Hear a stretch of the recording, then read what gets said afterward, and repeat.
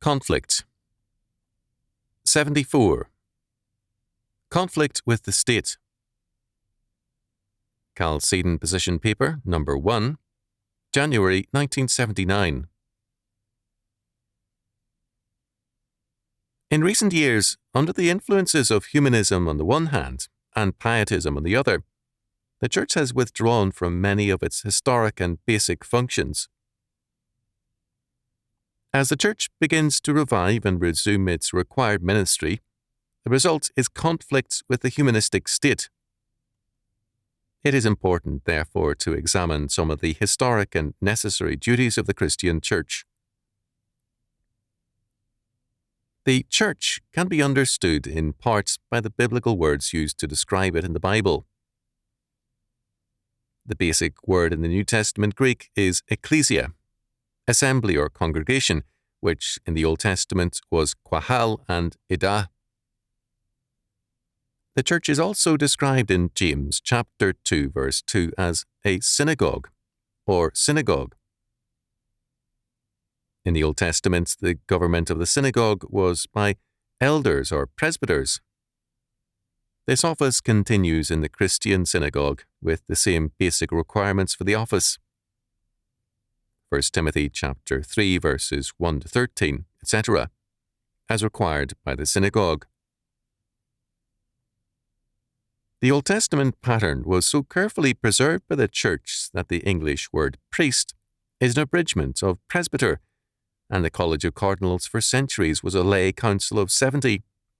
Numbers chapter 11 verse 16, like the Sanhedrin with the Pope, like the Jewish high priest as the 71st. Jesus created a ruling, serving body of 70 also, a kind of diaconate. Luke chapter 10 verse 1 and verse 17 as the quote-unquote Sanhedrin of the Church, which called itself the Israel of God. Galatians chapter 6 verse 16. The Old Testament clergy was divided into two classes, priests and Levites. The work of the priests was hieratic, sacrifice and offerings being its essential function. For Christians, this aspect of the Old Testament ministry ended with Christ. Even those communions who call their clergy priests do so with a difference, so that the Old Testament priesthood is seen as finished. The function of the Levitical ministry was instruction. Deuteronomy chapter 33 verse 10. As a result, education was basic to the life of the synagogue and the Levitical ministry. The well-known Hebrew proverb declares that a man who did not teach his son the Torah, that is, the Old Testament, and a trade, taught him to be a thief. Hence, Israel was unique in antiquity because of its well-nigh universal education as the ministry of the synagogue. Josephus declared that the origin of Hebrew schools was with Moses. Josephus, Antiquities of the Jews, 4.8.12. In Against Appian, 2.25, Josephus said of Moses, "He commanded to instruct the children in the elements of knowledge, to teach them to walk according to the laws, and to know the deeds of their fathers. The latter, that they might imitate them; the former, that growing up with the laws they might not transgress them, nor have the excuse of ignorance." While most scholars would be skeptical of a Mosaic origin for the schools, it is clear that Deuteronomy is largely concerned with instruction of both adults and children. The influence of this standard was great. Hillel held, "An ignorant man, that is, one ignorant of the Torah, cannot be truly pious. The more teaching of the law, the more life; the more school, the more wisdom; the more counsel, the more reasonable action." Sayings of the Fathers, chapter 2 verse 5, chapter 2 verse 7. This educational standard, noted Barclay, has left its mark deeply upon the world, because, in the last analysis, it aims to educate the child in order to fit him to be a servant of God. It is an education of children for God. William Barclay, Train Up a Child, Educational Ideals in the Ancient World, 1959, page 48.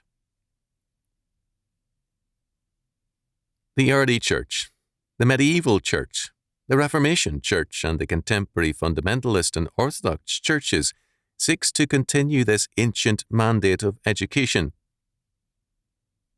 The church is, as E. Schweitzer in Church Order in the New Testament, 7b, page 92, pointed out, the realm of dominion in which the risen Lord continues to work. Cited in Colin Brown, editor, The New International Dictionary of New Testament Theology, Volume 1, 1967-1975, page 300. The early church came into conflict with Rome, which sought to license, regulate, control and tax all religions because the church refused to submit to controls.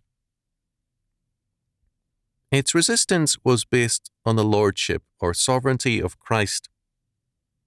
Christ's domain cannot be under the dominion of Caesar. Caesar is under Christ the Creator and Lord, not Christ under Caesar. The church thus engaged in several unlicensed activities. 1. It held meetings which were instructional and worship meetings without permits. 2. It collected abandoned babies, as part of its opposition to abortion, gave them to various church families, and reared and instructed them. Orphanages were maintained also. 3. Because of the Levitical nature of the church, that is, a centre of instruction, libraries and schools began to be built very early. Later, cathedral schools developed and universities. The doctrine of academic freedom is a relic of the day when the academy was a part of the church and its function, and hence entitled to the immunities thereof. How seriously this aspect was seen as basic to the church's life is apparent from the fact that, as soon as churches were built, not possibly for the first 2 centuries, libraries and schools were a part of them. Joseph Bingham in The Antiquities of the Christian Church, 1850, wrote, there were such places anciently adjoining to many churches, from the time that churches began to be erected among Christians. Book 8, Chapter 7, Section 12. Bingham cited some of the ancient references to these schools and libraries. Eusebius, Book 6, Chapter 20, Hieronymus, Jerome, Catalogue, Scriptor Ecclesiasticus, Chapter 75, Gesta Purgat ad Calcem Optati, page 265, Augustine, De Hierasibius, Chapter 80, Basil, Epistle 82, Hospinian, De Templis, Book 3, Chapter 6. Bingham referred also to a canon attributed to the Sixth Ecumenical Council in Constantinople, AD 680 to 681, which required that presbyters in country towns and villages maintain schools for all children. He added, summing up all the evidences, we may conclude that schools were anciently very common appendants both of cathedral and country churches. Book 8, Chapter 7, Section 12. Fault can only be found with Bingham's statement on the ground that they were not appendants, but a basic aspect of the life of the church, whether separate from the church or within it. Bingham's high church tendencies led him to stress the liturgical rather than the educational life of the church. Many critical scholars would deny that schools existed at so early a date.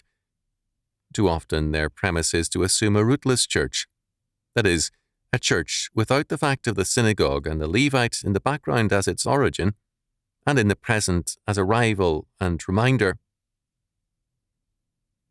Moreover, it must not be forgotten that Christianity is a religion of the book, the Bible.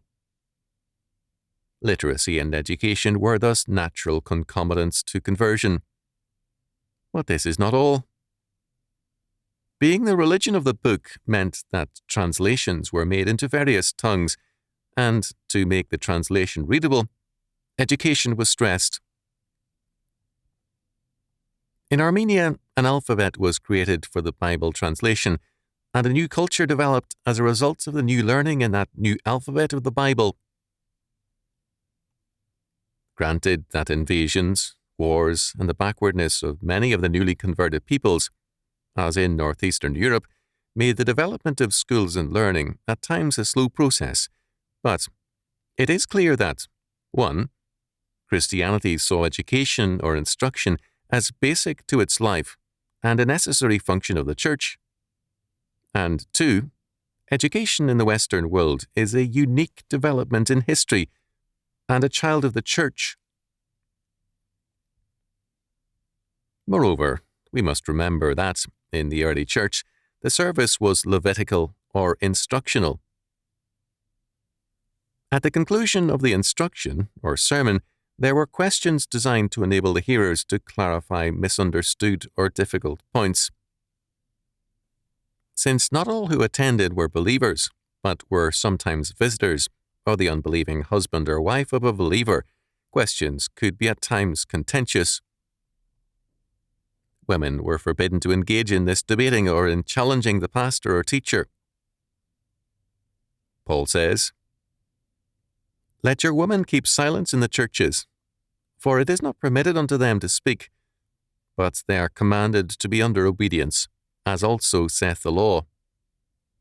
And if they will learn anything, let them ask their husbands at home, for it is a shame for women to speak in the church." 1 Corinthians chapter 14, verses 34 and 35. The point is that the church itself in the New Testament was more a school than a temple. The Reformation and later the Puritans restored this instructional emphasis to church meetings. This historic emphasis is again coming to the forefront. At a few morning services in the United States, the question and answer format has been revived. It is more common at evening services. Even more, churches are establishing, whether as parochial or separate bodies, schools as basic to the life of the church. These are often grade and high schools, Bible colleges, in 2 or more cases, in 1978, seminaries, and so on. These are not seen as innovations, nor as activities alien to the church, but as central to it. Whenever and wherever there is or has been a deepening of the Old Testament foundations of the Christian faith, together with a revived emphasis on the lordship or sovereignty of Jesus Christ, there has been a corresponding and necessary development of the Levitical nature of the ministry. Education then becomes essential to the ministry. The warning of Jeremiah chapter 10, verse 2. "Thus saith the Lord, learn not the way of the heathen," is taken seriously. Another factor is also stressed. Baptism, depending on the church communion, involves an explicit or implicit vow that the baptized, under penalty of curse, is a property of Jesus Christ. He and his children must be instructed in the word of the Lord. It was once commonplace to require all baptized Christians to place their children in church schools. That mandate is again returning because of the faith that a child who is a property of Christ by virtue of his baptism, or the parent's baptism, cannot be placed in a humanistic school. The Christian school movement is the result. The German historian Ethelbert Stauffer, in his important study of Christ and the Caesars, 1952 in Germany, 1955 United States, showed clearly that the roots of the ancient conflicts between church and state are religious. Where the state claims to be God walking on earth, the state will claim sovereignty and will seek to control every area of life and thought. A free society becomes impossible. The Christian claim is not that the church is sovereign over the world, for it is not. Lordship or sovereignty is an attribute of God, not of man. But the Christian insistence is on the freedom of the church, the realm of dominion in which the risen Lord continues to work, Ich Schweitzer, from the controls of the state or any other agency. It involves, moreover, a denial of the doctrine of state sovereignty. The very word sovereignty is absent from the U.S. Constitution because of the theological context of those times. The historian A.F. Pollard wrote, "The colonies had been as anxious to get rid of James II in 1688 as they were to be free from Parliament in 1776. Their fundamental objection was to any sovereignty vested in any state whatsoever, even in their own. Americans may be defined as that part of the English-speaking world which has instinctively revolted against the doctrine of the sovereignty of the state and has, not quite successfully, striven to maintain that attitude from the time of the Pilgrim Fathers to the present day. It is this denial of all sovereignty which gives its profound and permanent interest to the American Revolution. The Pilgrim Fathers crossed the Atlantic to escape from sovereign power. Washington called it a monster. The professor of American history at Oxford calls it a bugaboo. And Mr. Lansing writes of the Peace Conference that 9/10 of all international difficulties arise out of the problem of sovereignty and the so-called sovereign state. A.F. Pollard, Factors in American History, 1925, pages 31 and 32. The statement is all the more of interest because Pollard was an English scholar and a great authority of his day on constitutionalism. Since Pollard's day, of course, the U.S. federal government and the states have steadily advanced claims of sovereignty.